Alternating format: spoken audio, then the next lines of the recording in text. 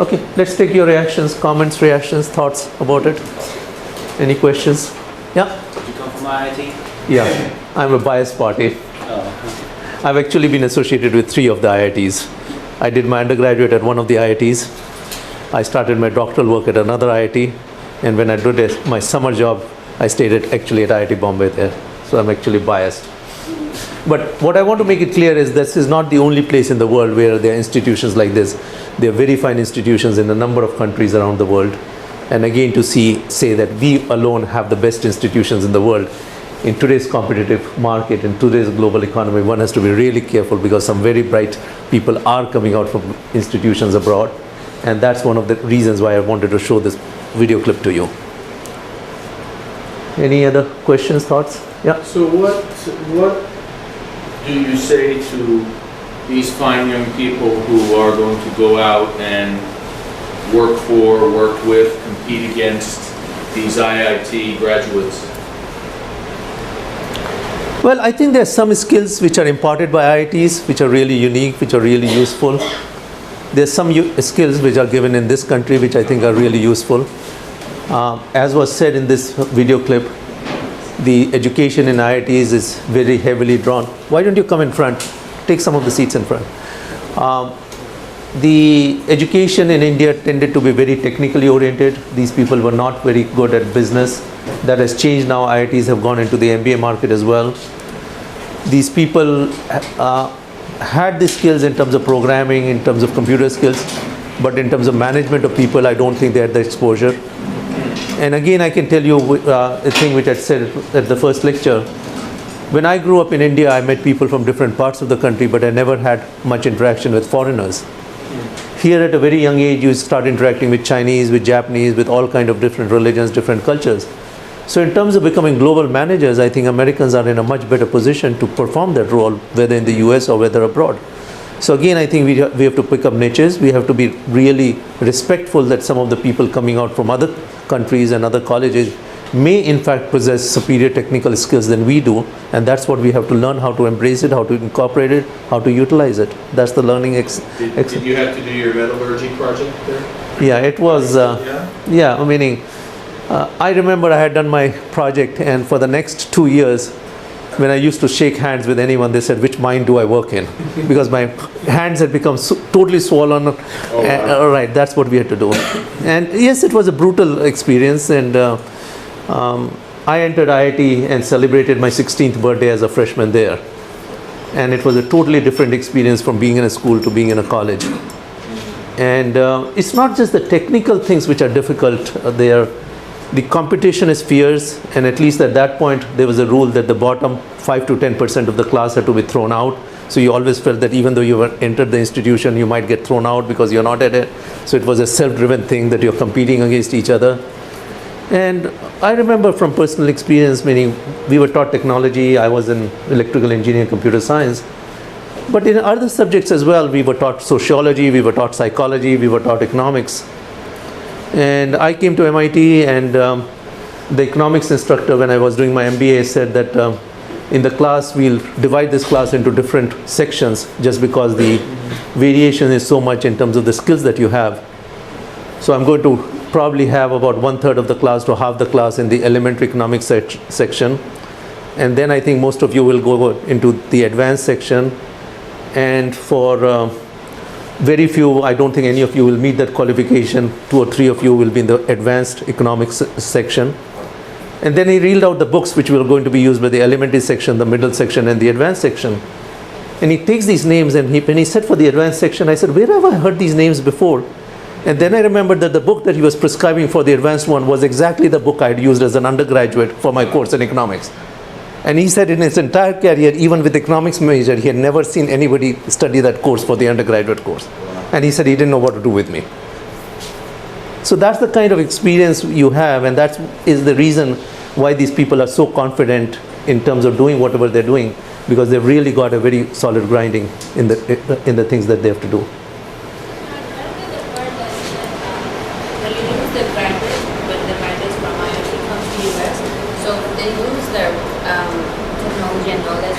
So how can it be beneficial for that country, like for India or from the country? Yeah. Yeah. Well, that's the reason.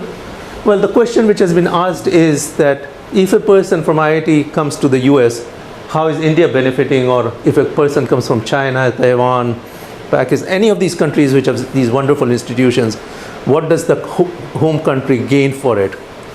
And there is no easy answer to that question.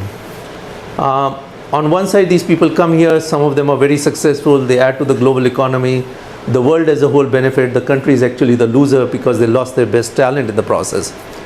A small segment of these people go back to their countries, and therefore the question which is asked when people in this country say, why are we taking these immigrants, these people are stealing our jobs. So in some cases, as has been said in this video clip, the US is actually the beneficiary because it's not paid the money for training these people and is getting these people at free cost. So the developed countries are actually benefiting at the cost of the developing countries in this case. And that is actually the dilemma which is there. When I came to this country, I actually worked in India for 5 years before coming abroad, meaning did India gain or lose by my coming here? That's again a big question, and different people see it differently. Yeah. I'm not sure a question I mentioned earlier, that metalworking project. Yeah. I went to a high school in the city that for a long time prided themselves on having a working metal shop, wood shop, even a casting iron. And in my senior year, they actually started getting rid of them to transition to a 3D lab, to like robotics labs. So the question is, do you think, obviously there's a value to learning those skills, but do you think the time would be better spent with the school investing in new things? Like instead of having students working on old metallurgic techniques, maybe learn to do 3D printing or AutoCAD or similar, something they'll encounter in their career. Yeah, one should look at it in the perspective in which it was presented. These people are coming out, some of them will work in rural areas in India, very impoverished places. They'll be having to deal with many kinds of skills as managers. We in this country have super specialization that if it's a metallurgy one, we should have a metallurgy engineer on our staff or as a consultant. But in many of these other countries, whether it's an engineer, whether it's a doctor, you have to deal with many different kinds of issues, many different kinds of skills. And the ability it gives, if you have gone through this process, is that when you meet people with different skills, different kind of professions, you're actually able to talk with them in the language that they used to be talked to. So that's a very unique skill which it gives. And that's why one can talk with authority in many different fields. And that's one of the unique capabilities which is there, which I think is really important to have a very well-rounded personality.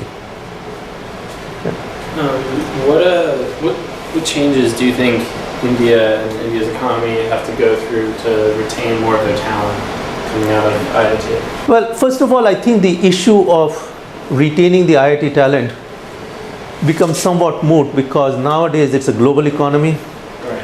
And if this person is maybe working anywhere but maybe benefiting people in different ways. The other thing I should tell you is that from the numbers that I see around, and I've not even looked at it because it's so embarrassing and depressing also at the same time, some of these fresh IIT graduates from India, they've been hired by American companies at a starting salary of $250,000 a year and being told you can live anywhere in the world wherever you want. And some of them have actually opted to stay in India. Right. And that kind of salary, even none of the American universities commands in terms of starting salaries at this point. They're just so phenomenally bright that these people are. So this issue is that some of the people, especially in my age group and people slightly younger to me, they are increasingly going back to India and helping in the. So at one point, relatively few percentage of people remain in India, but I think it's a growing percentage at this point, people. I also find a reverse trend, which you'll find really ironic. When I was at MIT, I actually interacted with some of these Indian companies, and we started a program by which students from this country could actually go and visit India and spend some time. Actually started the pilot course at MIT where these students went. And the first time we arranged this course, they actually had dinner at the president's house in India, and the next day it became the most oversubscribed course in the history of MIT. These people went just for a brief trip, but some of them had liked India so much that they actually opted to take up jobs, full-time jobs in India. So we have an increasing phenomenon of Americans from this country who are trained, who are actually taking jobs in India. So we are seeing this flow both ways right now. People from India coming and working in this country, and people from this country going and working in Bangalore and other places. So I think this whole notion of what is geography important from a geography point of view, the village boundary, the city boundary, the state boundary, I think national boundary, none of them really is relevant in this global economy. Do you think that legislation is changing in India? For example, environmental legislation, or protecting employees more. I mean, when I look and see something like what happened with Union Carbide, and how many people were killed because of neglect by that company, and the payout was so minuscule compared to what it would be here in the US versus the BP disaster, and people are held on manslaughter charges, and the payouts are absolutely immense. Are things changing or going to change in that direction, you think, in India, or are they being they are? Yeah. Well, first of all, for those of you who are not aware of it, I should probably give you some details of the Union Carbide disaster. Union Carbide is a leading chemical company in the US. They had a plant in Bhopal, India, which is in the center of the country. There was leakage of gas, poisonous gas, which took place. And because of the leakage of that poisonous gas, I don't remember the exact numbers, but somewhere over 1,000 people died, and another about 5 to 10,000 people were permanently impairred in one way or another. And this is not just for one generation, even future generations are going to have continuing problems of this nature. The Indian government and the Indian court systems wanted to take action against the people. One of the persons they wanted to take action was the CEO of Union Carbide. The US has consistently refused to let that person be taken to India for anything at all. Therefore, some of the things is, whether India changes or not, it's a question of international law. How far are we willing to respect things which happen on the other side? If 4,000 people were killed here or 2,000 people were killed here and the person is another country, will that other country be willing to let that person come to the US or not? Those are some of the issues which come up. And in another paper of mine, I basically articulated some of my thoughts in this area. I said laws all over the world started at the village level. In the old days, if you did something and people did not like it, you were denied access to the village well. And that's the way you went around begging everyone and saying, "Can have pity on me, I'll behave myself in the future." Then in England, we started with the notion of a manor system, collection of 5 to 10 villages which were won for the purposes of law.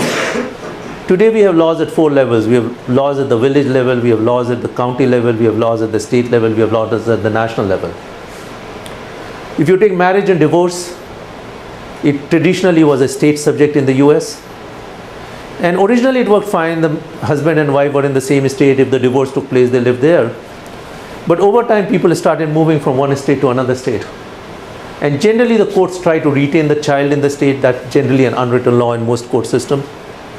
So if the father is in Massachusetts and the mother is in New York, the court in one state will give the custody of the child to the parent in that state, and similarly, the court in the other state will give the custody of the same child to the other parent. The net outcome of this problem was that a new profession developed of professional kidnappers who would take the child from one parent and give it to the other parent. And finally, the federal government intervened and said, in cases like this, what kind of laws will apply and things like this.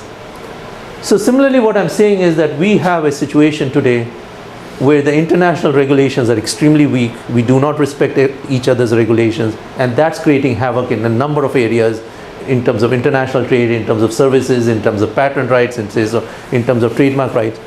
I'm not advocating a new world government of any kind, but I'm saying that we should strengthen some of these international organizations in order to make sure that there's order in the world.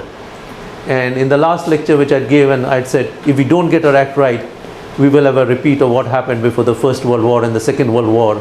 There were trade wars between countries, and that trade wars essentially led to these world wars taking place. And if we don't do it, we are going to have the same thing in services, that we will have trade wars in services coming in. So it's not just a matter of laws at the local level, it's a matter of things. We have sites in the US where you can have Indian movies which have not yet been even released in India, which are there on the sites, and those people are unwilling to even relent and take those movies off their sites. So we have this problem on both sides, things from this country being misused in other countries, and things from other countries being misused here. And we need to have better mechanisms to do it. So I don't think it's just one country changing its laws which will make a difference. We really need to think about it at an international level, how to really address this issue, how to deal with crimes which really go across national boundaries.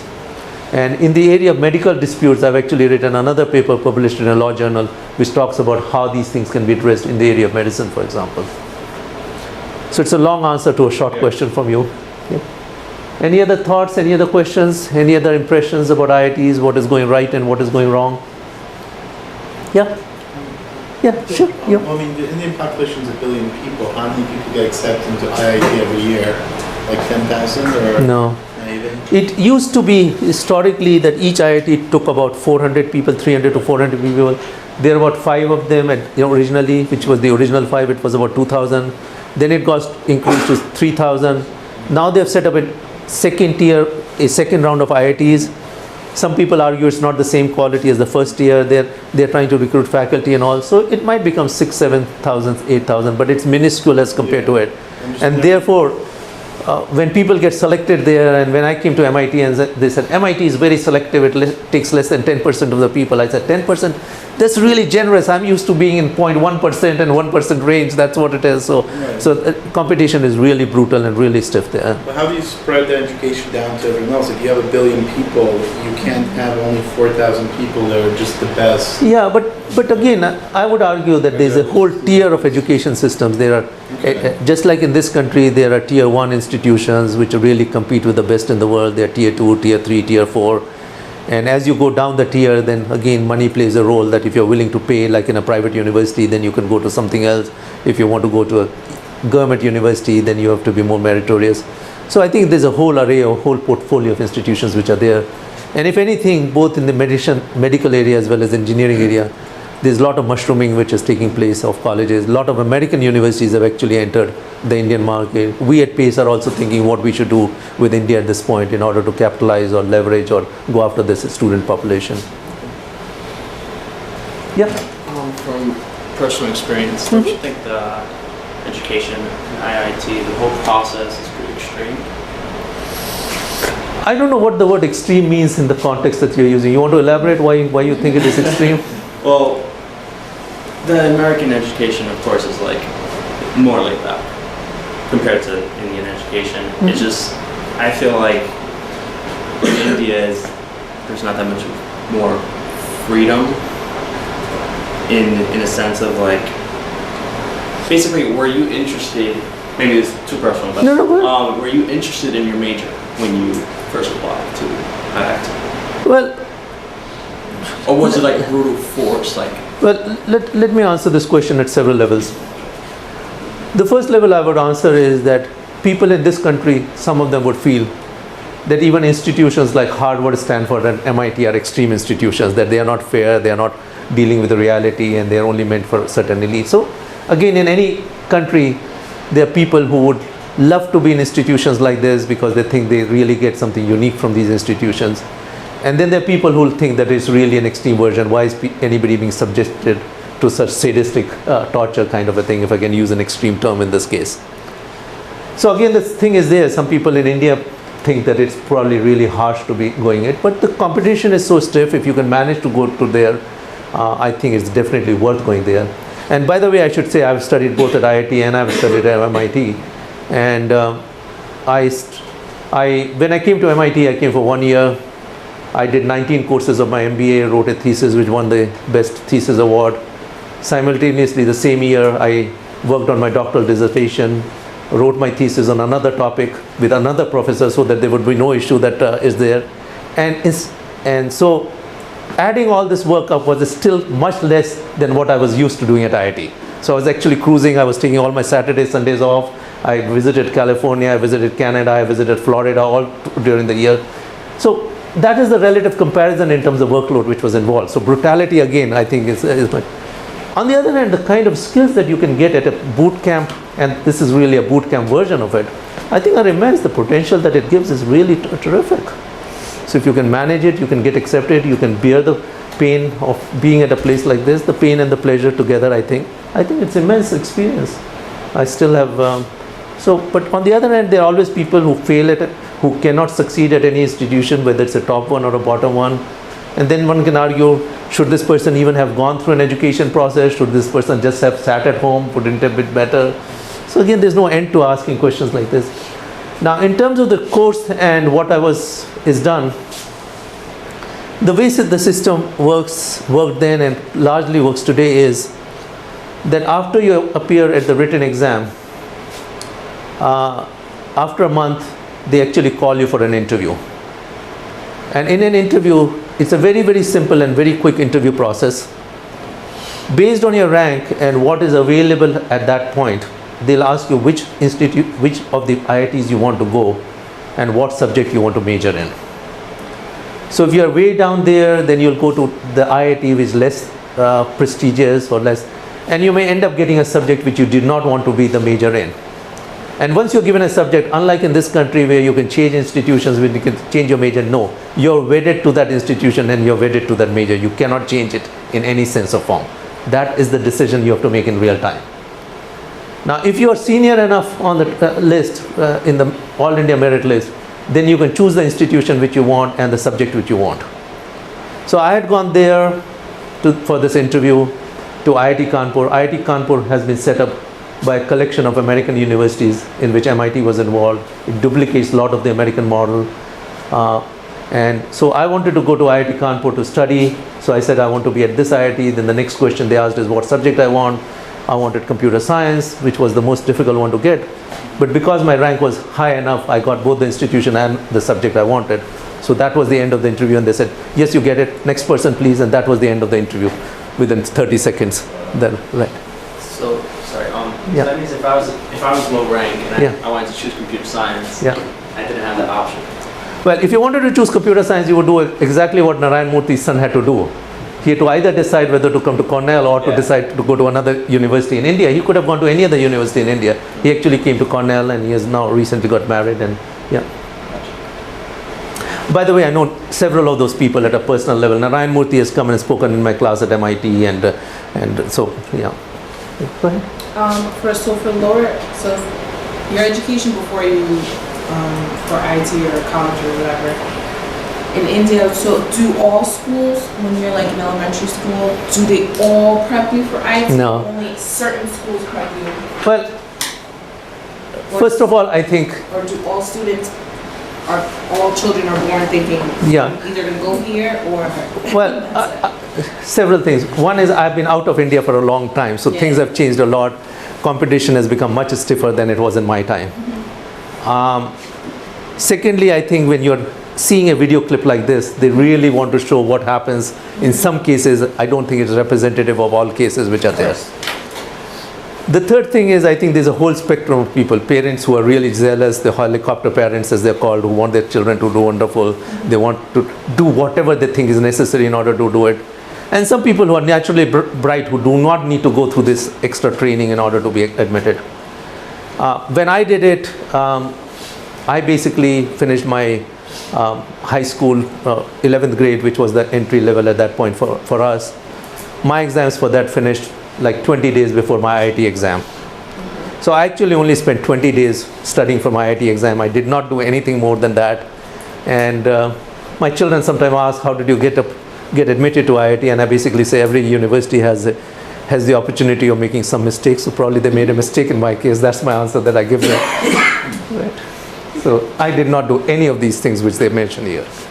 Yeah.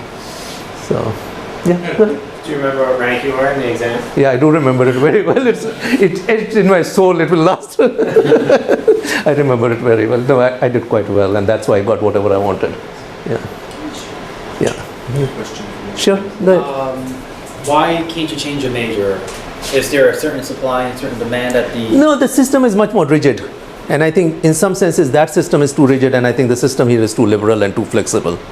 People keep changing their majors 4, 5 times and all that, and I think it's not really good for them or for anyone else. It's really a regimented system. You enter on a certain direction, you go in that direction, that's it. You can't change midway into a different subject or anything. But it has nothing to do with like certain supply and demand. It is to a certain extent. If the aero department there has 20 seats, they want their 20 seats to be filled, exactly 20 to be done. We, on the other hand, give a lot more flexibility, but then we also have really obscure things that a lot of universities put a lot of people on the waiting list. And I remember one leading university in this country who 1 year put 4,000 people on the waiting list because they did not know how many people will accept their admission offers. So I think that's what they've done. They're giving flexibility, but it is also creating a lot of confusion for people. They're changing from one university to another university as the waiting list clears at different places. There is no system like this. You get it, you decide in real time whether you want it or you don't want it. Then the next student comes 30 seconds later. That's how it's done, the interview process. I think one difference, and in my country it may be the same as yours. Yeah. I was surprised when somebody said to me he was doing a master's in marketing and didn't do it at undergraduate level.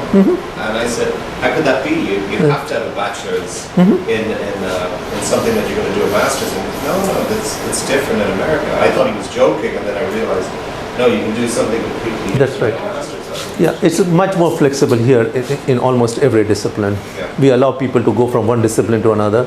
And in a certain way, that's the strength of this country, that it's easier to have interdisciplinary programs, people with interdisciplinary skills to do it. There it will be much harder to do it. And really, I have exploited that ability much more than anyone else in terms of being in these interdisciplinary areas where you take skills in different areas and try to build upon them. And that becomes much harder in countries which do not really foster that culture. Any other questions, comments, reactions? Yeah. I mean, you just mentioned interdisciplinary interactions. You also mentioned much earlier that the school is incredibly competitive. Do you feel that high level of competition hindered interdisciplinary interactions amongst your peers? I think the jury is still out whether this is actually a factor which really influences it. I think the issue is somewhat different. The issue is that as you become good, there's a certain degree of arrogance which starts coming in. And because you get so arrogant, you really do not look at other things which are coming along the way. And I can give you several examples of university which was great 100 years ago, had a lot of opportunities to do things, did not look at any of those opportunities, and today is it's not one of the top universities. So that's one of the things, and I used to deal with it a fair amount at MIT also, that people had done very well, and it was much harder for them to really accept that they should be doing things in a different area and all. And because I was able to go in different areas, interact with people in different areas, that I think was a major advantage that I had. But that was totally done at my own level. It was not that the institution was encouraging me to do it. All the top universities have this major problem at this point of trying to get into new interdisciplinary areas and all that. I'm seeing it in the area of telemedicine, what different universities are doing. And in some ways I find that PACE is giving me a lot more freedom to work in an area which is interdisciplinary as compared to some of the established universities today. So those are some of the forces on both sides. Okay, yeah, please. So if we take that part of the world and the belt, including Philippines, Singapore, who also have very high standard of elementary and high school level of education as well as college. So, and we have the system here. So if there has to be a synthesis, in your opinion, should we lean in one direction or the other? Well, I think the synthesis can come in many different forms. So far the synthesis has come much more from the Western point of view, that we are the ones who are prescribing the language, for example, whether it's a computer language or the language to interact with each other. And the other countries have gone ahead and accepted that view and basically embraced it. That's roughly what has happened. There are very few examples to the contrary where things have actually emerged from there and they have become the global standards for it. But that's a new phenomena that we should be willing to accept. We expect anything that we do from this country to be, when we buy anything, we want it to be in English language. But when we sell it to another country, we want it that our English documentation should be sufficient for those people. So increasingly, we'll have to be willing to bend these rules in order to see what is prevalent. And that's a very hard thing. I took the example last time for you, some of you who were here. I don't want you to respond to them, but the example I took is how many countries in the world today do not use the metric system?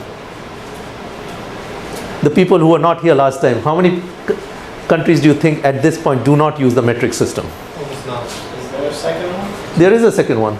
There are 3 countries of the world who do not use the metric system today.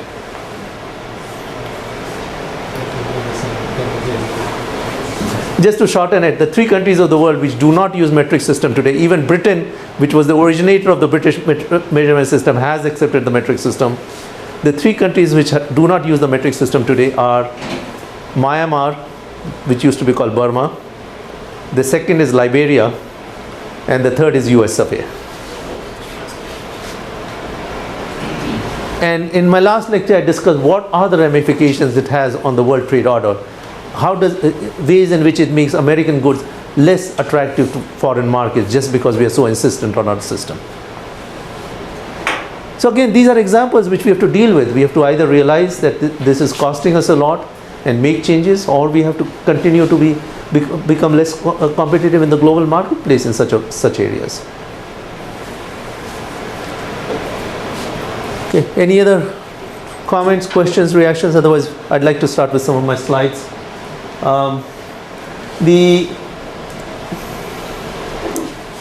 Can you start the projector?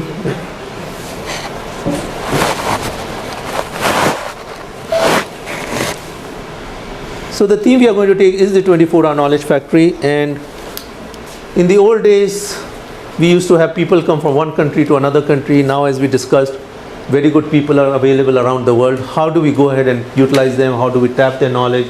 How do we benefit from them? So the first thing I wanted to take up is that when you have one person doing a piece of work and you have 10 people doing the same piece of work, the factor F, capital F here, is it greater than 1, is it equal to 1, or is it less than 1? If 10 people are working on it, do they do work which is more than 10 times what one person does, less than it? What do you think? How many people think it is less than 10 times, that F is less than 1? 1, okay, 2, and 3, 4. I'm going to follow the Arizona laws of legislature. The Arizona laws of legislature says you have to say yes to something. You cannot abstain from voting. That Arizona does not allow that. Okay, so you're not allowed to abstain. Okay. So F, you want to go through again. How many of you think it's less than 1? Okay. How many of you think it's greater than 1? Why do you think it's greater than 1? Because I'm more productive when I go to the office. So if there are 10 people, I'm saying that everyone else is the same way. That's my best guess. so why did you? I did not say anything about office or home here. I just said 10 persons versus 1 person. You said co-located, so it's a bunch of people working in the same location. Mm-hmm. Yeah, I work better when I'm working with other people who are also working. Okay. Anybody else? Why do you think that the number is greater than 1? Yeah. I think it's less. Oh, sorry. Less than 1, I think there are a lot of reasons. People talk with each other, they spend time gossiping, they have to explain things to each other. So less than 1 is easy to explain. Greater than 1, I want to understand. Sorry. Yeah. How vaguely do you find location? Same location? No, same location means same room, for example. Same room? Yeah, Okay, same got room. it. No, Same time zone. All right. you know, same room. Yeah, that's how I'm defining it. Anybody else thinks that F is greater than 1? Yeah, why? Just because, I don't know, I just think, I don't know, more hands, you can get more work done. Teamwork makes the dream work. I don't know, I'm just coming up with things. Okay. Well, I can give you some concrete examples where 10 people can do more. Suppose you're trying to push the car by yourself. Yeah. One person can't push it, 4 people do it, they push it. Therefore, in that case, capital F is infinity because you did much more than what one person could have done. But those are relatively rare cases. By and large, the more people we are, the productivity in general does not increase linearly in most cases. In some cases, yes, it does increase, and it can increase. Now, if you have these distributed teams, and we use the same factor system, how many, and the productivity we say is 10 times the small f, how many people in this room think that small f is greater than capital F? That because you're distributed, you can actually outperform and you can do wonderful work. Why? Why? Yeah. Because there's less, you're dispersed evenly, so you can specialize in a certain task. Okay. Kind of like assembly line. So not everybody's crowded in one thing to make one big car or whatever, but you separate the work and designate certain tasks to certain people so they could They can do.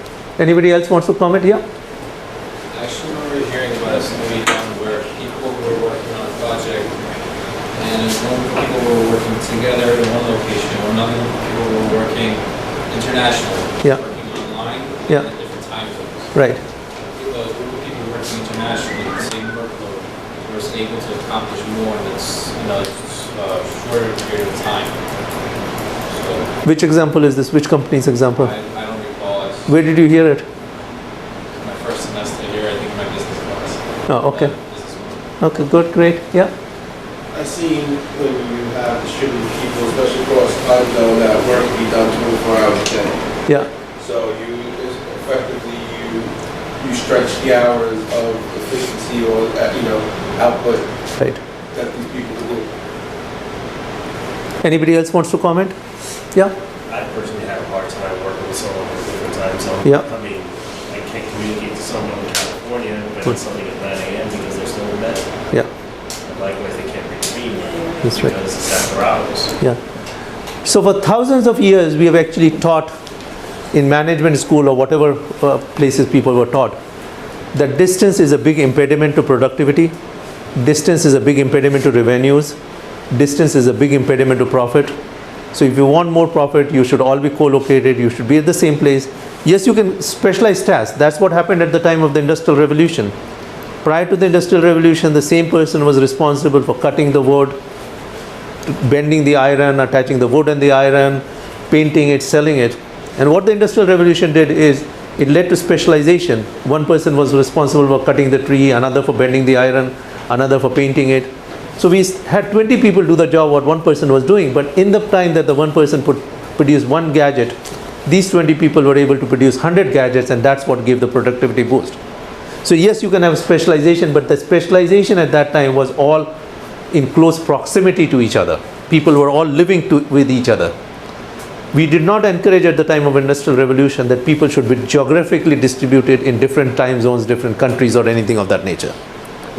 So that's all a very, very recent phenomenon which we are seeing, where people are actually geographically distributed and they're working together.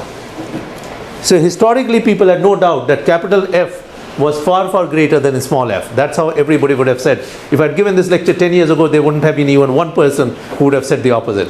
Today, many of us have studied, heard stories, heard other things. That's why we go ahead and feel that way. And the other thing which makes it worse to some extent, at least originally, was this factor R. What do you think the factor R is, the capital R which is there? Any thoughts?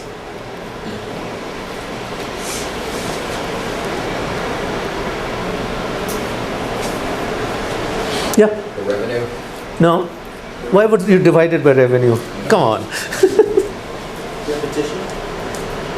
Repetition or replication, because you'll have to replicate the facilities which are there, the infrastructure which is there, you'll have to have the equipment in both places if it's geographically distributed at more than one place.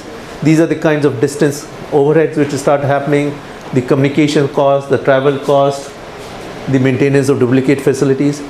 So therefore people generally did not want to have distributed work take place. They wanted everything to be done in one place, whether it was manufacturing, whether it was knowledge-based work, whether it was any other kind of work which was taking place. Now here is an example which is a contrarian example. This is an example of medical transcription. In the medical arena, when you go to a doctor, the doctor mostly dictates the thing, what the notes for the session with you are, and that is transcribed. At one point it was almost entirely human being doing it. Now you use machine technology as well as human beings to do it, and this process is called medical transcription. In this country, the people who do the transcription, they're generally high school graduates with a subsequent training in terms of transcription, and then they go ahead and do the job. When the transcription is done in India, in a pool of about 800 people, every single one of them had at least an undergraduate degree. 220 of them had science and medical degrees, and 37 of them were actually qualified doctors who were doing medical transcription work. Why do you think these doctors were doing medical transcription work? Paid well? Huh? Paid well? Paid well? No, that was not the reason. The pay is not that great for transcription people. They could get much better salaries in India being as doctors, practicing doctors. So that's not the reason. They couldn't find other jobs. No, doctors are in short supply in most countries of the world, including India. That is not the reason. They could get a job anytime. If I give you a hint, it will become very obvious. So I'm trying to resist giving you the hint at this point. Yeah? To learn English, they can move to another country? No, moving from one country to another country for doctors, especially coming to the US, is very, very difficult. That's not the reason why they were doing this work. Yeah? I would think if I was a doctor, I want to know as much as my patient as possible. Yeah, but That information. yeah, but how does transcription help? The doctor who's actually looking at the patient is in the US, you're doing the transcription in India for an American doctor. How does it really help? It's very secondary kind of work.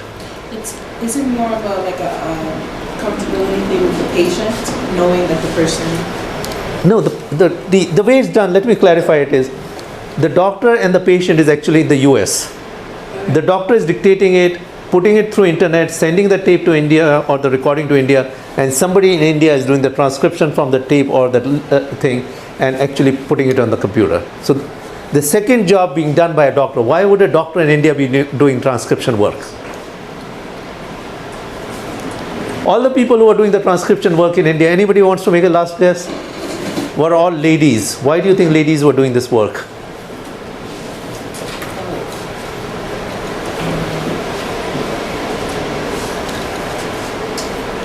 Yeah? People more comfortable with a female voice. They're not interacting with the patient at all. You don't deal with them at all. They're behind the scene. They're like the back office. Yeah, exactly.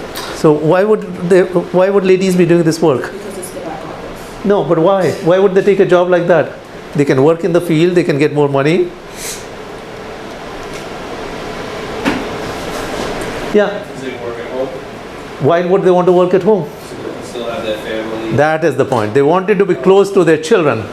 And this was one job they could do from home, be with their families, do it at whenever they felt like. If the baby is crying, do half an hour later, not be disturbed by a patient coming in. If they were in a clinic, they couldn't do it. So to them, the family life was very important, and that's why they were doing this kind of work.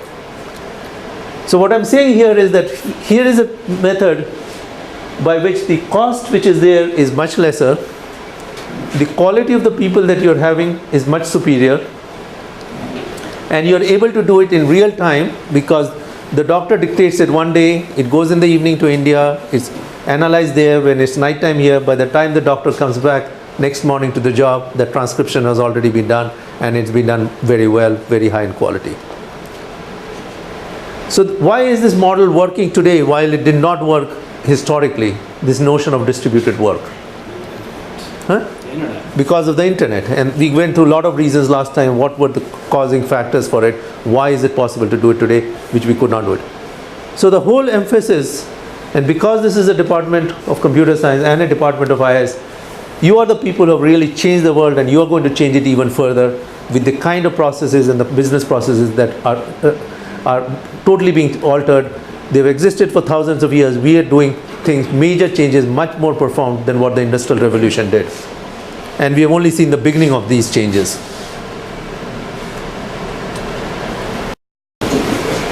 So we did a 1-year-long study with IBM. We were very fortunate to be given 2 teams, one based in one location in the US. The other had half the people in the US and half the people in India.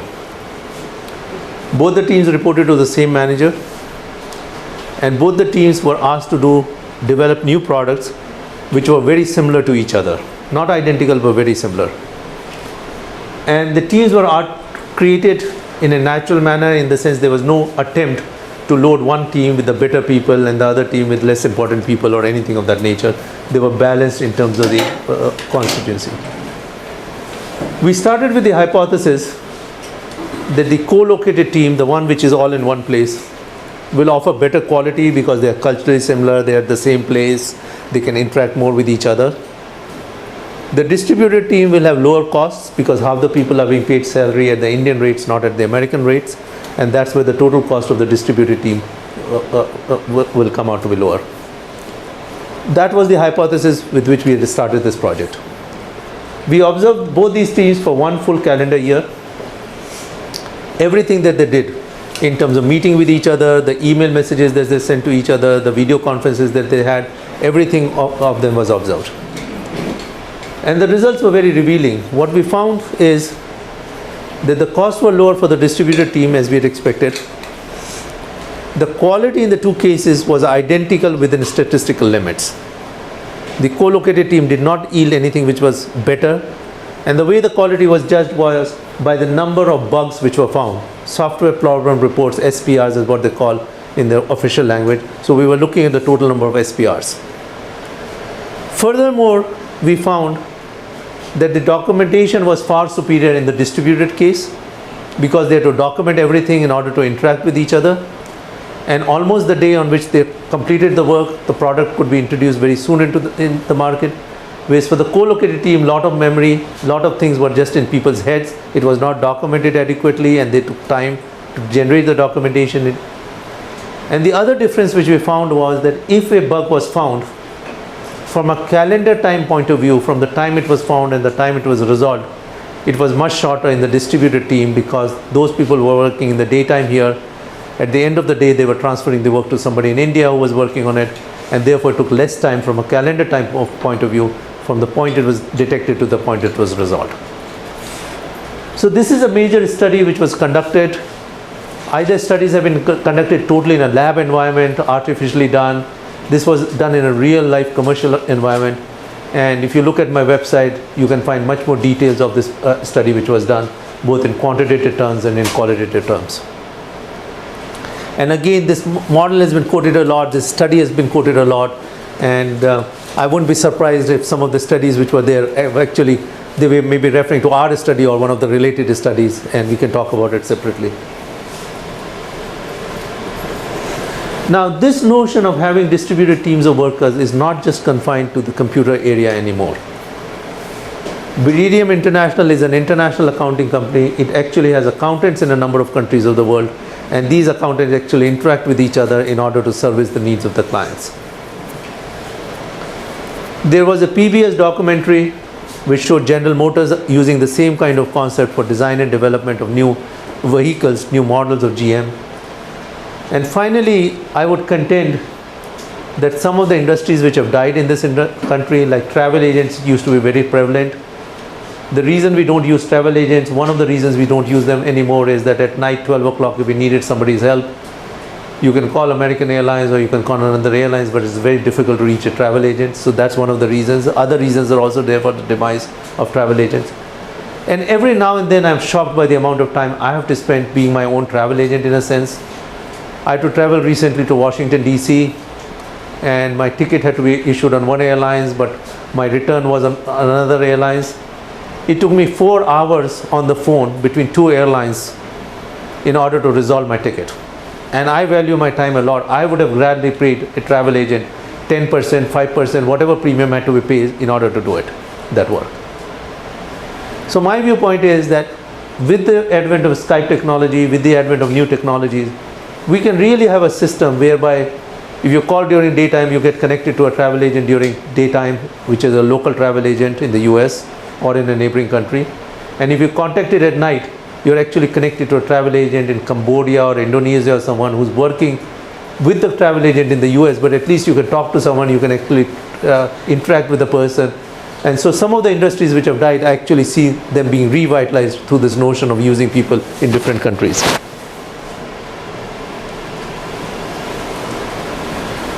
Now, the kind of work which we are talking about, there are different degrees of structure to them, different degrees of complexity to them.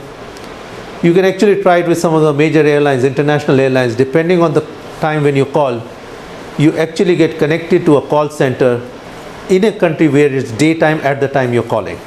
So if you're calling at night, you actually get connected to somebody on the other side of the globe where it's daytime. And if you call it in daytime here, you actually get connected to an operator in one of the neighboring countries where it's also daytime. So the work which the people in call centers do, even though it's white-collared workers, it almost resembles blue-collared workers to a large extent because it's very structured. It's almost a template that the person is asking you for. What is your name? What day you want to fly? What are the issues which and what? So those kind of structured works, we are already seeing it being done in a distributed mode in increasing ways.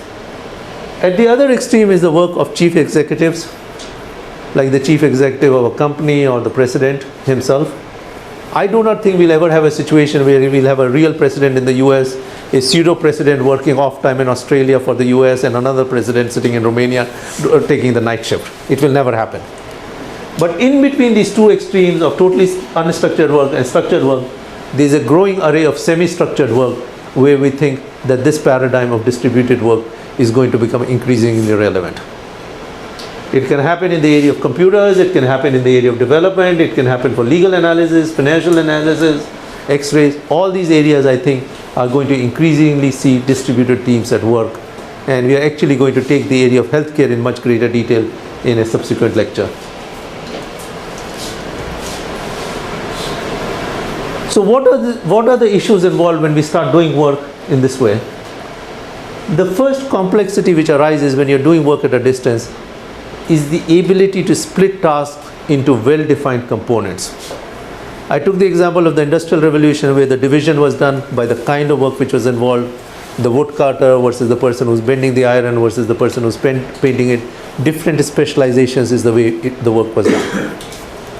So same here, if you want to use distributed teams, one way you can distribute the work is somebody works on plastics, somebody works on iron, somebody works on another material. And that incidentally is the approach that the Boeing Dreamliner people took.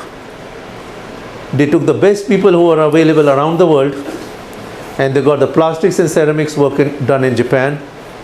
They got the brakes and hydraulics work done in Spain, for example, and they got a lot of other kinds of work done in the US. So if you divide a work in that manner, and by the way, I have been quoted in the press on it, so the views I'm sharing with you have come up in different contexts. It's actually only one team which is actually active at one time. If it's plastics, the work is being done in one country, they work for 8 hours, but during the other 16 hours, no work was really being done in plastics.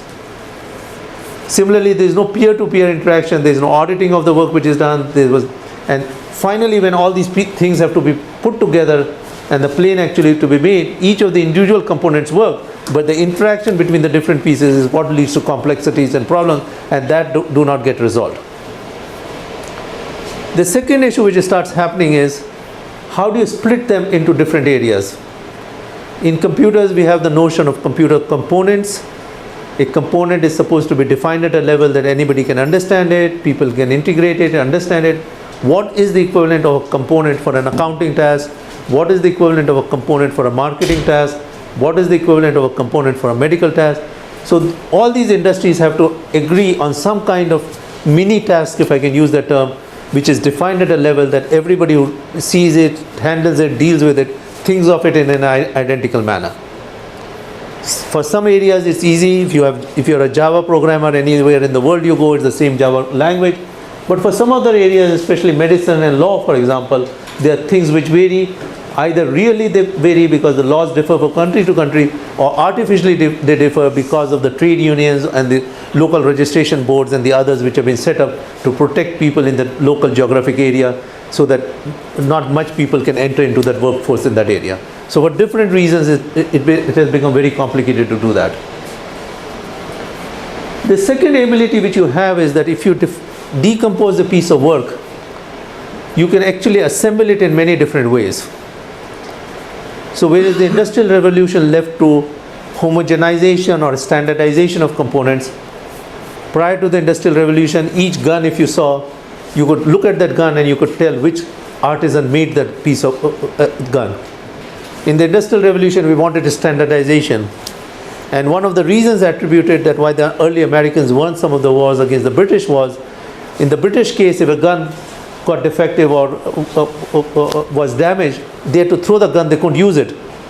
The early Americans actually made the gun a modular device so that you could take parts from different guns which were not working, cannibalize them on the field and actually get a working gun working together.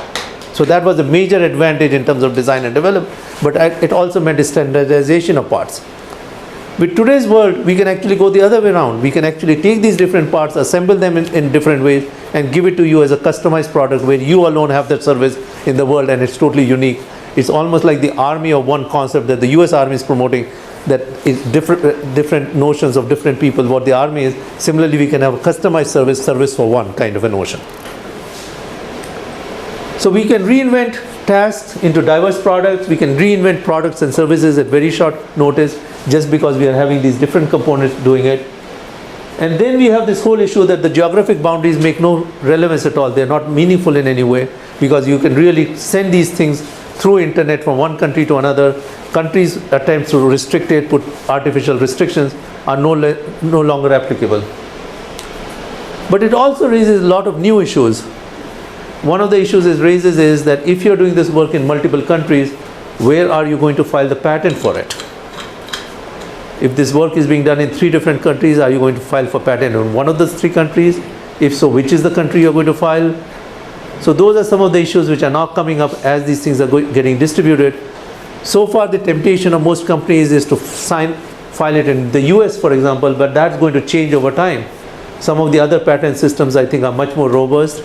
They do a much more effective job of doing it, that work, in terms of its scrutiny and all. So that's again a changing thing which is going to happen. Same thing on accounting.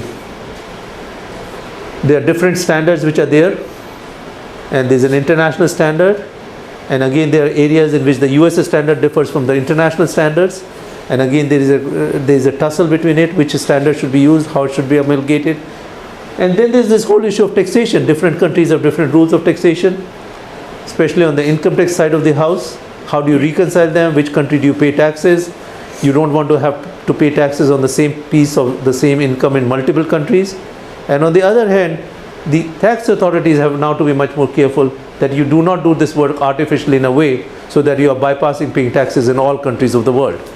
And one of my papers actually deals with this issue of what is happening in some of these industries where companies are trying to avoid paying taxes in any country of the world. So we have both extremes taking place simultaneously.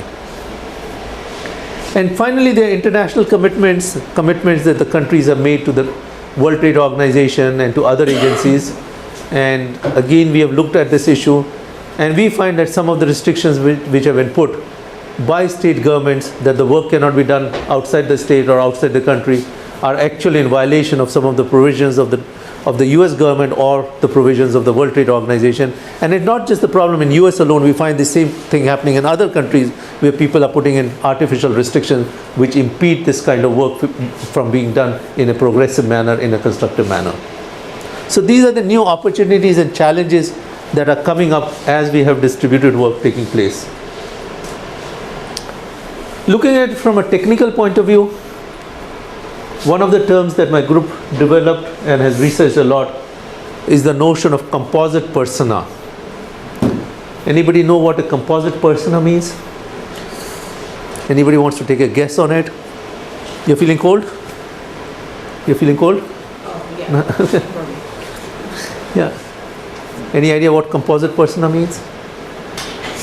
Yeah? Well, we think persona, usually for like user interface, you come up with a sample person that you're trying to aim the project towards. I'm assuming the composite persona would be trying to group the traits among these individuals and come up with a sample person that you're targeting the service or business to. Yeah, you're close to what the way we have developed this notion. This concept represents a set of people who are physically distinct people, but for logical reasons they behave as one single person. So let's take the example from a hospital situation. In a hospital, there may be a pediatrician who comes at certain points during the day. At night, another pediatrician comes and attends to a patient. There may be 2 pediatricians, or there may be 3 pediatricians who are attending on the same patient. In terms of physical reality, they are different people. But in terms of the work function they're performing almost the same function and serving as a surrogate for each other. If you go to a police station, the same thing happens, that there are different parts of the city which are given to different policemen for managing it during daytimes, precincts or whatever. And at night time, another policeman may come and be responsible for the same area. So physical persons are different, but they're performing the same logical function. So here we are saying that a set of people who really exchange work with each other, for example, in the 24-hour knowledge factory, person A gives the work to person B in another time zone, who gives the work to person C in a third time zone, and then it comes back to person A. We are saying that this A, B, and C are one set of composite persona, where there are 3 people physically, but they act as one person for the purposes of this piece of code, whatever they're working on. So we have looked at some of the issues which are involved, how the tasks are divided, or how should they be divided in order to work efficiently in this mode in the 24-hour knowledge configuration, knowledge factory composition.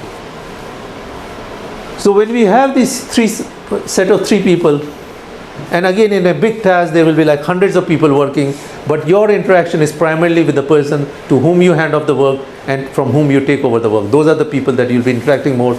They'll be in a different time zone, different country, different continent, for example. So the first thing which happens when you have this kind of configuration is the notion of a handoff. Handoff means that as one time shift ends, you're transferring the work to your peer in another time zone.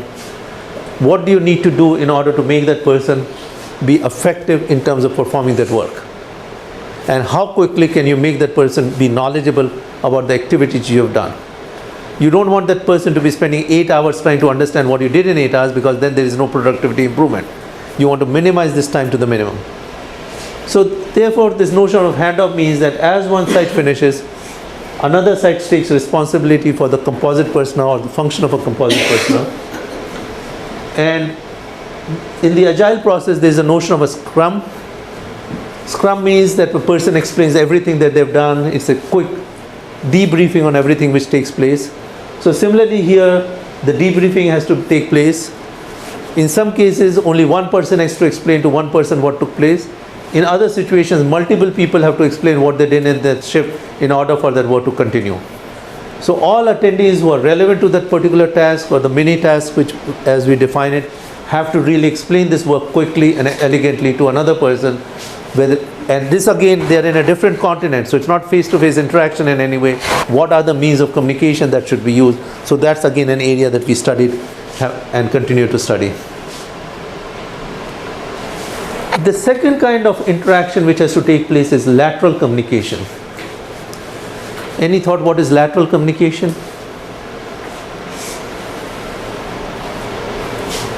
Yeah? Somebody next to you. Somebody next to you, somebody who's working in the same shift. So if it's a pediatrician having to talk to an orthopedic surgeon, a pediatrician having to talk to a radiologist in the same shift, that's an example of a lateral interaction. They're talking in the same shift, they are in the same location. It makes it much easier to do that. They can do face-to-face, they can do electronically, they can do it through a combination of it. So it's a relatively easy thing to do as a lateral communication. Okay. And the third kind of interaction which is there is the complicated one, which involves both a lateral communication and a handoff at the same time. Which means if a pediatrician from this shift has to talk with an orthopedic surgeon or a radiologist from another shift, how do you go about doing that? Everybody okay with the three modes of communication? Makes sense? So the challenge which is here is how do you minimize the need to do lateral communication with lateral and handoff together? You want to minimize the need for the pediatrician in this shift to having to speak to a radiologist in another shift. And what we have tried to do in our work is try to decompose this interaction into a sequence of two different interactions. That the pediatrician interacts with the radiologist in this shift, who in turn interacts with the radiologist in another shift. That's one way of doing it. The other way is the pediatrician in this shift interacts with the pediatrician in another shift, who in turn interacts with the radiologist in that same shift. So by breaking it up, we have taken these complicated communication mechanisms, reduced the total number of communication options which are there to a limited one, which means it's either purely a handoff situation or it's purely a lateral situation. We do not have any situation which involve lateral and handoff together.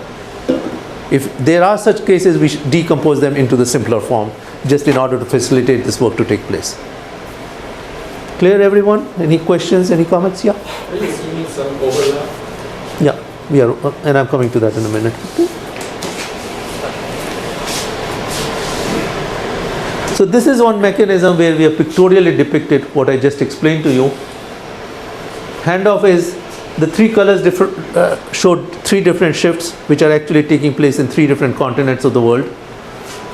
So in a handoff, the work is going from one shift to another shift. These are different names of composite personnel. We have named them Minerva, Mercury, Vulcan. And these people are all in the same shift, so they are interacting with each other. Person from Minerva can talk to person from Mercury or Vulcan. They are in the same place, same location. And this is the one where we say that the lateral and handoff is decomposed into a series of two interactions.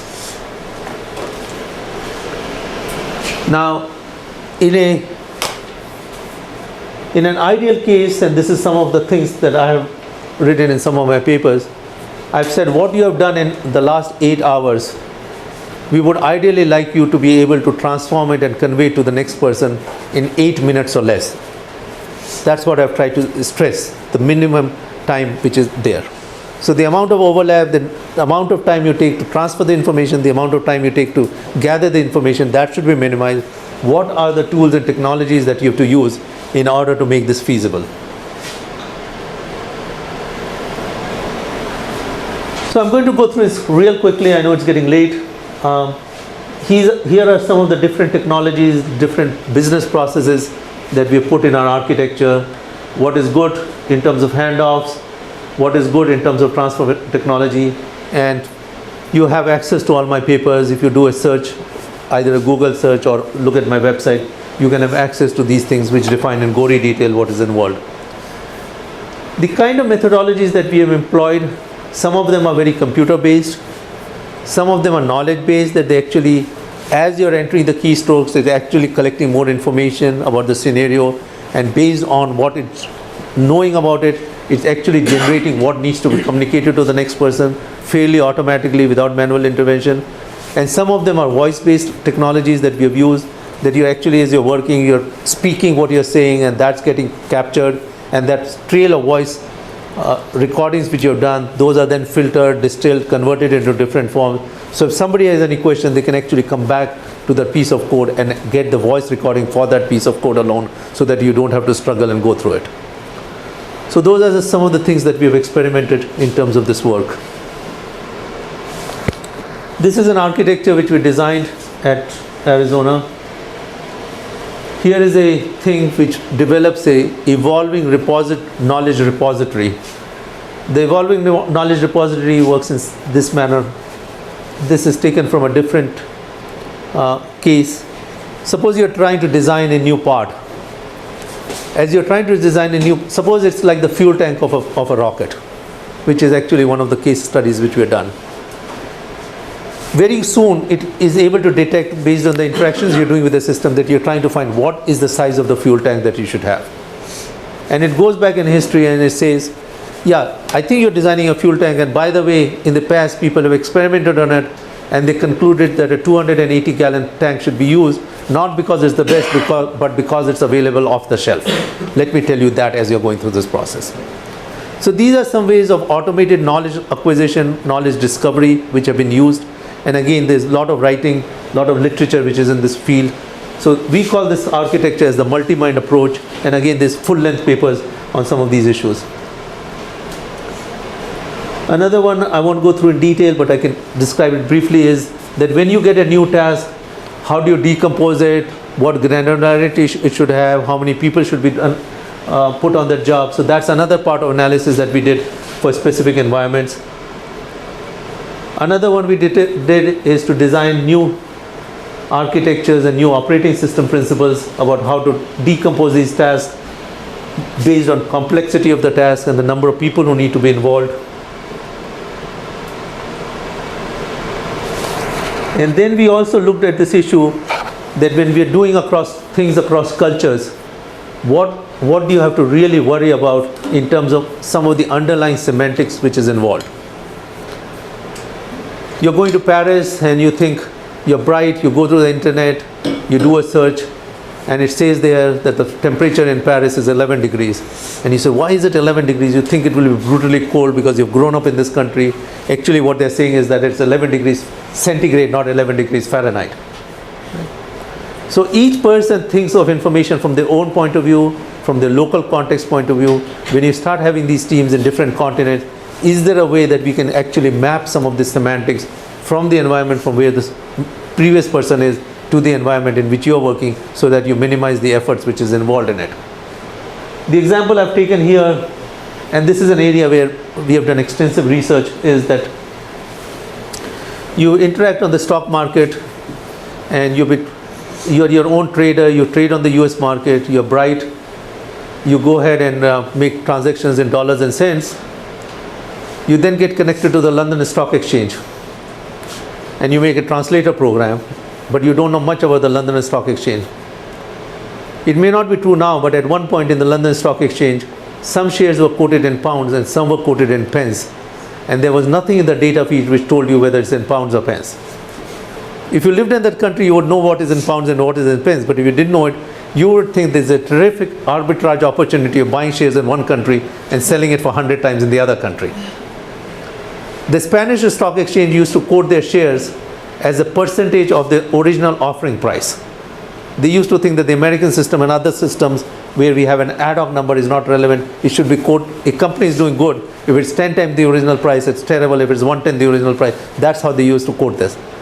So all these local semantics, local assumptions come in. They come in all different forms. We are dealing with this problem a lot in the healthcare area today. There's no standardization of health records. Everybody's putting information in different form. How do you mediate it from one form to another form? And that gets much more manifested when you deal with these kinds of issues. We also have a whole host of other issues, cultural issues, social issues, when we have teams which are working from different countries. I think we have passed our time for the day. We're just coming up, so. Yeah. Let me open it up for some quick questions and reactions. Any rebuttals? Some people think they've added experience in some areas which rebuts what some of the assumptions and some of the assertions that I made in my presentation here. Yeah. Couldn't this model be used in a local time zone instead of the employees come in at different times? Instead of like having a really good. Yeah. Very interesting question. Instead of having people work in 3 different continents, why don't we have 3 shifts of people work in the same place? What is wrong with that idea? We did it in the Industrial Revolution. We do it in the manufacturing sector. We do it in hospitals today. We do it at police stations. We do it in the army. Why can't we do it for such kind of tasks? Yeah. Having worked second shifts for a little while, when most of everything you live around is open during the day, it kind of sucks to work at night. And then you kind of sleep through the day, your day is all messed up, nothing's open when you want to go somewhere. And I just wouldn't want to do it. So it's just not attractive. That's the reason. I did it in New York City, and I found it very difficult. And this is like the most 24-hour city that I've ever been. So in a town, I can only imagine how it's worse. It's also not good for you physiologically to work the night shift. Why? Your body gets used to, well, first of all, just mess with your body, so you're set to a certain rhythm, and so, and also New York Times they wrote something this week where apparently even losing small amounts of sleep leads to rapid weight gain, which in turn has its own problems with health, so it's just not good for you to work the night shift. The overall productivity would be much lower. At night. Any other thoughts? Yeah? I've seen a model that you kind of touched on where it deploys all those kind of communications now live. Yeah. And it's actually IBM where they created these centers of all the same shift people doing the same skills and communicating and then handing off to the next region. Right. Yeah, so I mean that's live. I mean they based it on a model that everybody uses. Yeah. Well, our studies has been with IBM, and I've continued to work with IBM in many ways, so I'm very familiar with the IBM projects. But I wanted to see reasons why people are saying why the 3 shifts at one place is not so good a model. Go ahead. Because a lot of companies that employ people around the clock have to pay people at night more. That's another reason. What else? Yeah, I've read in one of your papers that the night shift you call it a graveyard shift because it's causing some kind of actually it's causing cancer. Yeah. For men, like prostate, and for women. Yeah. Yeah. Let me just elaborate. Does anybody else wants to comment on it? Okay. You could theoretically do what he has proposed. The disadvantages of it is, number one is you get people who are based in one place, know one culture, and for them to have a realization of what the world needs becomes much more difficult. When a product is developed using local cultures from different countries and different continents, you actually can get a better product which will be more realistic to be sold in different markets around the world. You can use talent. Secondly, just as I showed from the picture here, At this point, we do not have the luxury of all the talent being in one country. All the world's best programmers and scientists do not want to live in the Silicon Valley. Some of them want to work in other places and all. So you're actually able to tap people from different parts of the world and use it, the best talent which is available for the best work. That's the other advantage to it. The third advantage is that when checks were processed by hand, and I can tell you a long time ago it used to do, they used to have these check processing clearance centers at night working. And once every 6 months or 1 year, there would be one person who got mugged at night going home. And the next day when they had it, 30% of the people from that center had resigned overnight just because of that one mugging incident which took place. And that was a major problem for all the places which had major check processing centers, especially in the Manhattan area at one point. So that's another disadvantage.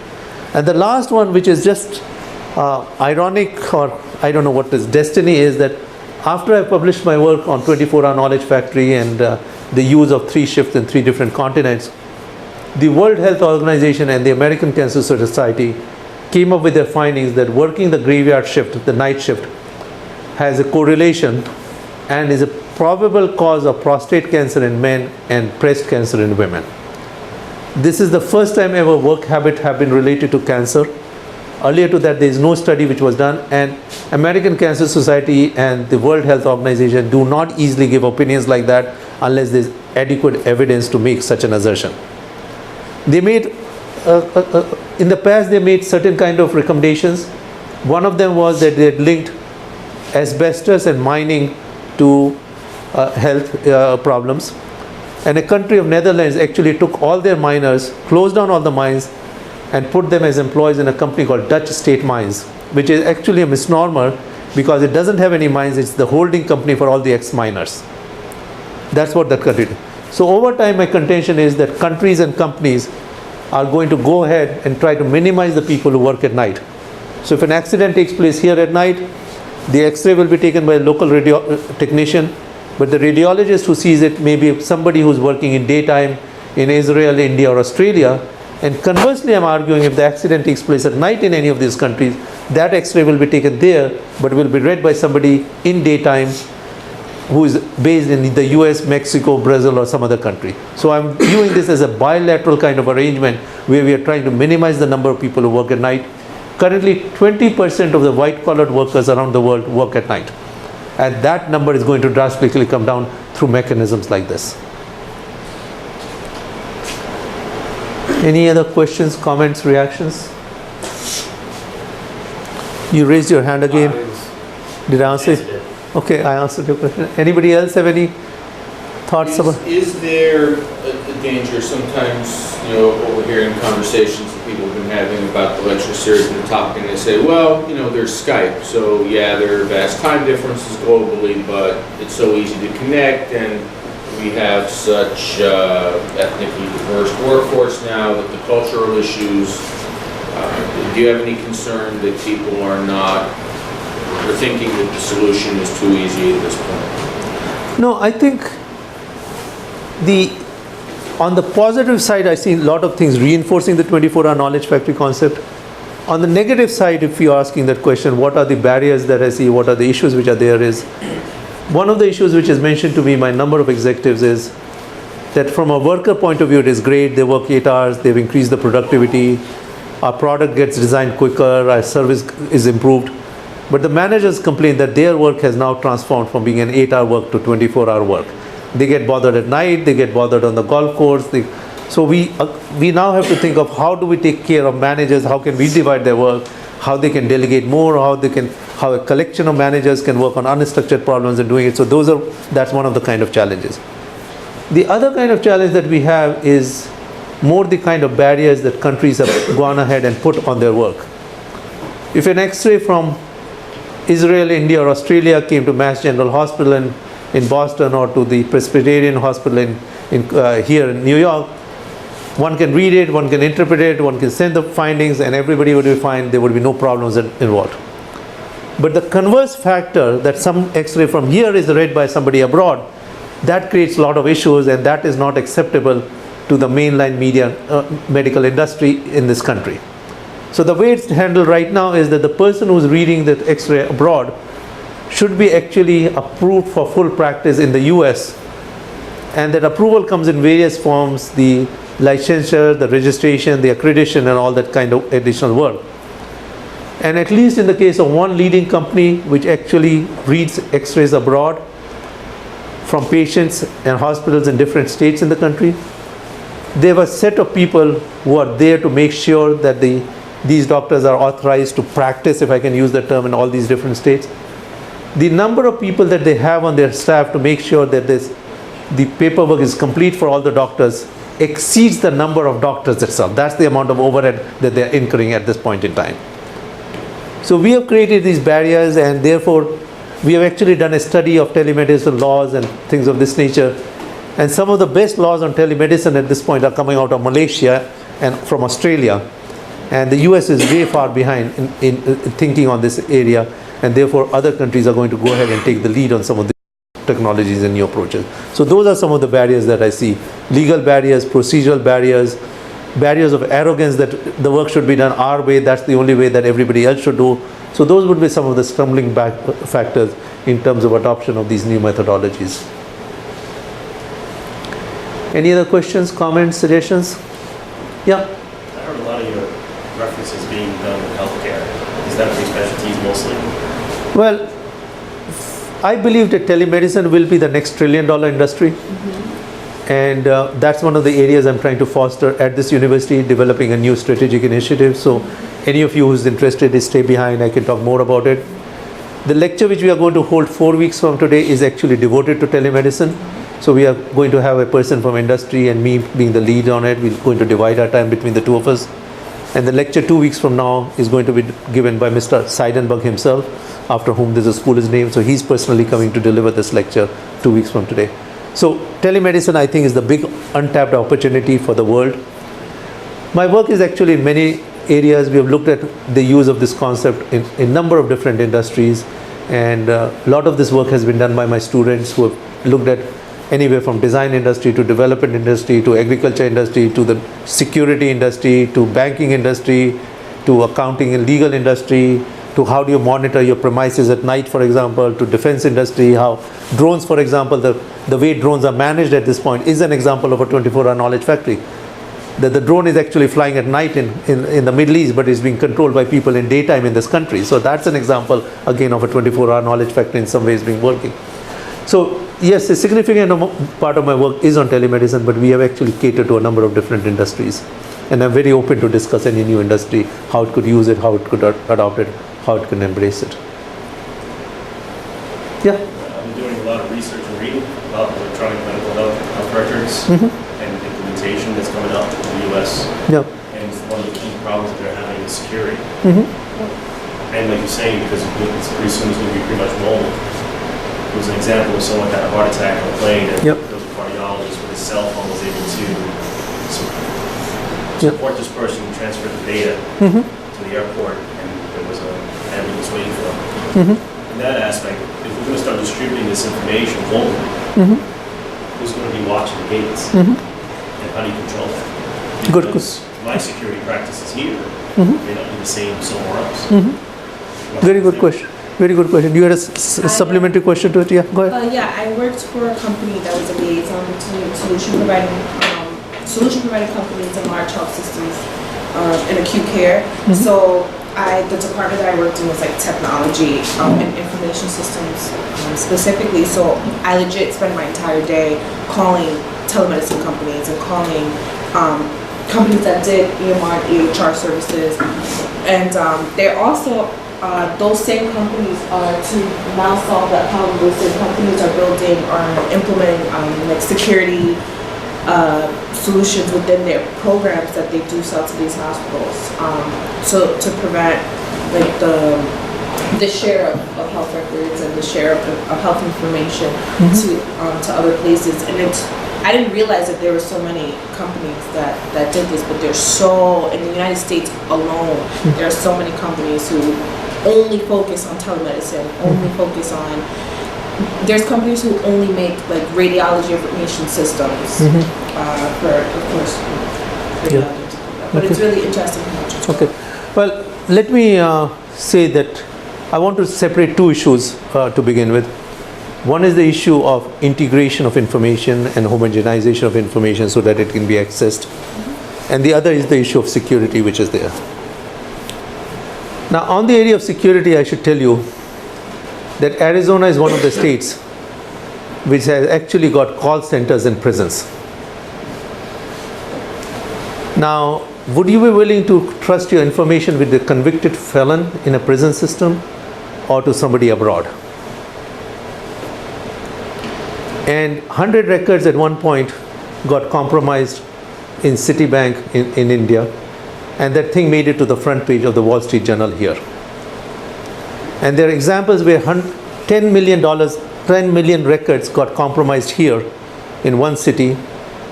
And I asked the question in the same city, have you heard of this incident? And nobody had heard of it. It was in Tucson, Arizona that they got compromised, and not one student in my class knew about it. So I think to some extent, there's an asymmetry that based on a thing that we do not want it to happen, we like to label it that because it's distributed, because it's decentralized, therefore this effect is taking place, not that it cannot take place in the same place, in a centralized place and all. If you look at evidence from FBI and all, a lot of times when the secrets are stolen from an organization, it's not an outside person, but it's somebody from your own company who has been involved in letting that trade secret out.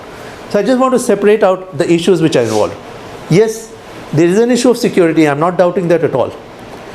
The issue is there, whether it's stored at one place, whether it's stored at multiple places. You have to have very robust systems of doing it. And when automobile parts were first manufactured in Mexico, we had the same kind of issue come up in the automobile industry. People said, do you want unsafe parts to be put on your cars? What they were saying is that they were unhappy that the part was being produced abroad, not that it was safe or unsafe, but that was the basis on which it was taken up. We have the same issue in drug industry. We say drugs produced in other countries are unsafe, therefore we don't allow drugs from other countries to come in. The irony is that, at least in the case of Mexico, number of these drugs are actually being produced by American companies in Mexico. So are we saying that they produce inferior quality drugs in Mexico, or are we putting a label on all these things? So yes, so one way of taking care of this issue would have been to have much better degree of homogenization. In some countries, for example, you have national databases of healthcare which homogenizes it, which have a constant ways. But here in this country, we have gone ahead and let a lot of decentralization in this area, and a lot of competing standards are coming up, and a lot of different formats are coming up, which makes telemedicine far more difficult to practice in this country than any other country of the world. What is the solution to it? We had the same problem in the defense industry. Army, Air Force, Navy had records which were not compatible to each other. President Reagan started a new program called CALS, Computer-Aided Logistics Systems, in order to integrate that information. I received huge amounts of money from DARPA and other agencies to help in that area.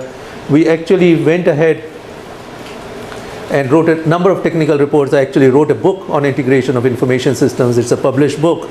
And one of the things that that book concludes is that it's bad to have information on paper, but it's worse to have information on computers which do not speak to each other. That's one of the main assertions which is there. So what I'm saying is that this idea that because the information is decentralized, because it's distributed, the reason we shouldn't do it is because it can lend itself to security problems. I would contend that the security problem even exists if the records are kept entirely in the US, because we still have this issue of the records being kept at different places. And even if situations where it's kept at one single place, we will still have those concerns. So what it means is that we should have better mechanisms for security. We should have better methods for authentication.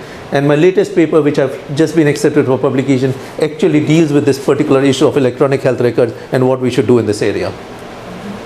So just because it's a security issue, and that again is a major complication which comes in. Other countries are taking a much more practical approach to kinds of records which are there. We have one state in this US which basically says that if a patient from that state goes for treatment anywhere in the world, that state's in the US laws will apply to all the interactions with the doctor. Now, if you have a person coming from China for treatment, he says, before you deal with me, the laws of Hong Kong or Sichuan apply, meaning how would you feel about it if that person came with that kind of a notion here? So again, we have to see it in a real world, in a real situation. How are we going to deal with it? And that's where we need more adaptability and all those things. So one of my papers which I've written actually takes a point of view about what are the obstacles in telemedicine, and this information sharing, information security is definitely one of the issues, and the way it has to be done is in a constructive fashion so that we can benefit from it. We can have some synergies come in to say that because security is there and we should not do it. By that logic, we should not have any telemedicine at all. We should have only face-to-face consultations. We should have only the records in the doctor's heads and nowhere else. And that's not the way it's going to proceed in the normal world. But anyway, we are going to deal with this issue of telemedicine in gory detail 2 weeks from 4 weeks from now. We are actually having a person from industry talk about it.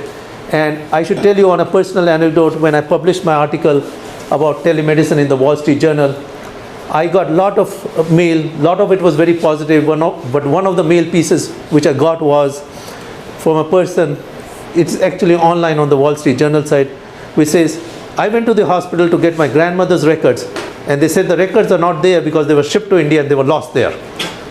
So I called all the major health companies here, IBM, everyone else. I called, do you ever ship your health records abroad to a foreign country? And every one of them, without exception, said, we never ship our medical records abroad. They're scanned here, but they're physically retained here. Who's this idiot who's telling you that the record was shipped abroad? So they just use it as an alibi to disgrace the whole practice, a changing practice, and people feel very, very uncomfortable with change, and that's what we are seeing in this industry. I should tell you at a personal anecdote level that in 1980, was one of the first times I came to New York. And at that time I met a major bank here and I said to them that you should do software development activities abroad. And the person at that bank, who was a senior vice president, said, that's the craziest idea I've ever heard in my life. And he said, you are telling me you have a degree in management and computers. What stupid university has given you the degree because you don't know the ABCs of software development? Even when people are here and the user is here, they can't do the work, and you're saying it can be done at a distance. Today we are seeing all of it being done. So it's a way of either recognizing the change is going to take place and capitalizing on that industry, working with that industry, or we can say that we should maintain the status quo and then the world will just move forward and ahead of us. And that's why this is what I call as the arrogance factor, which I've seen many companies around the world, not just in the US, having this problem and then realizing too late, it's too late to change direction and really capitalize on that opportunity. I served as an advisor to Polaroid years ago. I suggested to them to do something. They never took it. And years down the road, they regret it. And their CEOs and others told me, we should have accepted your advice years ago. That's what you said would have made us work.